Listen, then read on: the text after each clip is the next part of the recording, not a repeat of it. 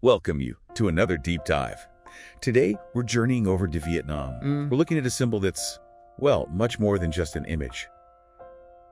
The mighty dragon. That's right. We're going to unpack how this creature isn't just some, mythical beast. It's actually like a living historical record. Yeah. It shifts and transforms across centuries of Vietnamese dynasties. You'll discover how this dragon reveals so much about power, identity, really the soul of the nation. Now, what's really fascinating here is how the dragon acts as this, visual chronicle. We can trace its origins way back, see how it got linked to the very foundation of the Vietnamese people, Okay. and then watch its pretty dramatic transformations, each one reflecting the era's unique spirit, from peace and spiritual wisdom to fierce martial strength and then imperial might. Right. So let's start right at the beginning then. The Vietnamese dragon's roots, they go back over 2,000 years to the Ung Sun culture. Exactly, the Ung Sun culture. It first appears as this Giao Long, which is kind of a stylized aquatic creature. People often link it to crocodiles. It was a really powerful totem. A totem. Okay, and here's where it gets really interesting, I think. Didn't early people actually tattoo themselves to look like the Giao Long? They did. It sounds incredible, but they believed tattooing themselves to resemble the Giao Long would protect them from, water monsters. Right. It really shows how deeply embedded the dragon, or this proto-dragon, was in their consciousness from so early on. Oh. Then you get this pivotal moment in 1010. King Lý Dynasty, he reportedly sees a golden dragon ascending from where the new capital was being built. Ah, the famous story. Yes. And he names the capital Thăng Long, which means ascending dragon. And this wasn't just, a pretty legend. It was a profound political statement. How so? How did that one event solidify its role beyond just legend? Well, it elevated the dragon from a sort of folk deity right up to the supreme symbol of the newly independent Aviat nation.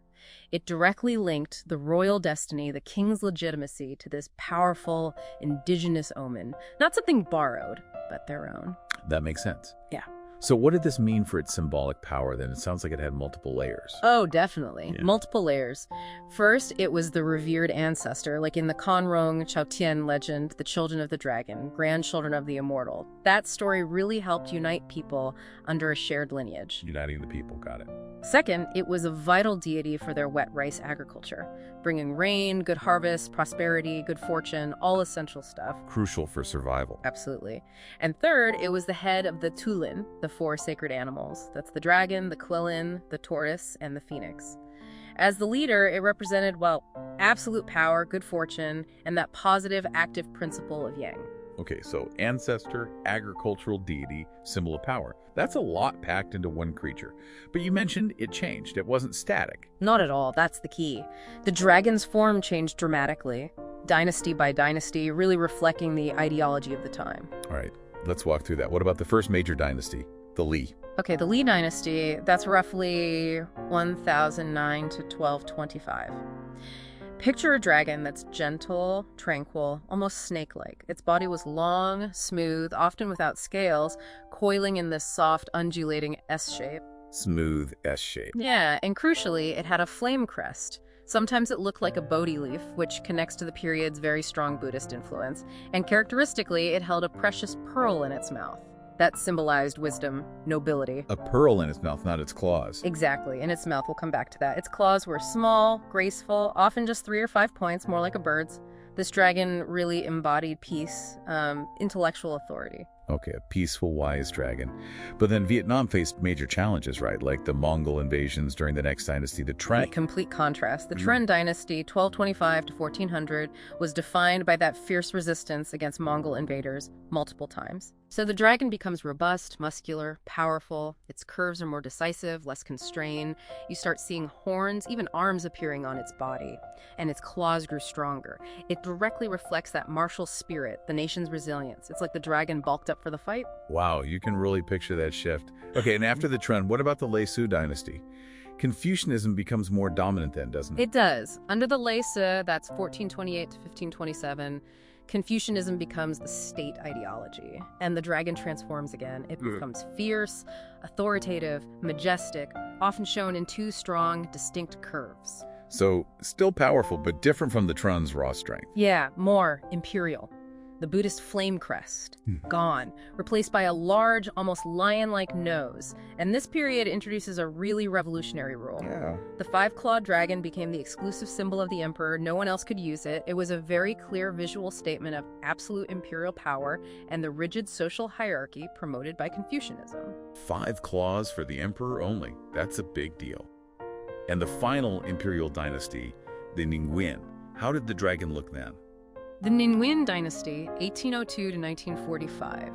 Here the dragon reaches this peak of elaborate, sort of courtly grandeur. It's still majestic, with deer-like horns, bulging eyes, but it becomes more stylized, more ornate, often depicted in very specific symbolic poses. And the claw rule. That strict 5-claw rule for the emperor continued. High-ranking officials might get 4 claws.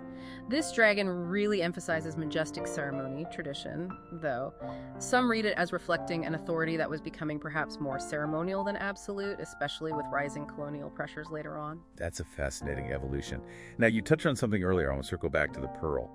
How does the Vietnamese dragon compare to others in the region, like the Chinese dragon? So the pearl placement was key. Yes, it's a subtle, but I think profound difference. Vietnamese dragons are distinctively shown holding the pearl inside their mouth. Inside. Whereas Chinese, Japanese, Korean dragons, they're often shown holding or grasping the pearl with their claws or maybe chasing it. So holding it externally. What's the significance of inside the mouth for Vietnam? Well, the interpretation is that the pearl inside the mouth symbolizes wisdom, compassion, human values. Yeah. These things are internalized. They're part of the ruler's very essence, their inner being. It seems to highlight a core Vietnamese value, this emphasis on a leader's inner moral character, their enlightenment, not just their ability to grasp or control power externally. That's a really powerful distinction from just a small visual detail. So pulling this all together, what's a big takeaway? I think the Vietnamese dragon truly is, as some say, a mirror reflecting the spirit of the times. A mirror, yeah. From those ancient water spirit origins, the Giao Long, all the way to its imperial glory under the Ninh. Each transformation tells a really vivid story, political shifts, changing beliefs, but also this enduring sense of identity. It really shows how a single symbol can adapt so much, yet still keep that fundamental connection to a people's soul. Exactly. The dragon isn't just, some artistic legacy locked away in a museum. It's like a living history book etched in stone, cast in bronze, woven into silks. It chronicles 1,000 years of Vietnamese history right there. An incredible journey for one symbol. It really makes you think. Next time you encounter a cultural symbol, maybe from anywhere, take a closer look. Consider, what hidden stories might it be silently telling about the values and the history of the people it belongs to?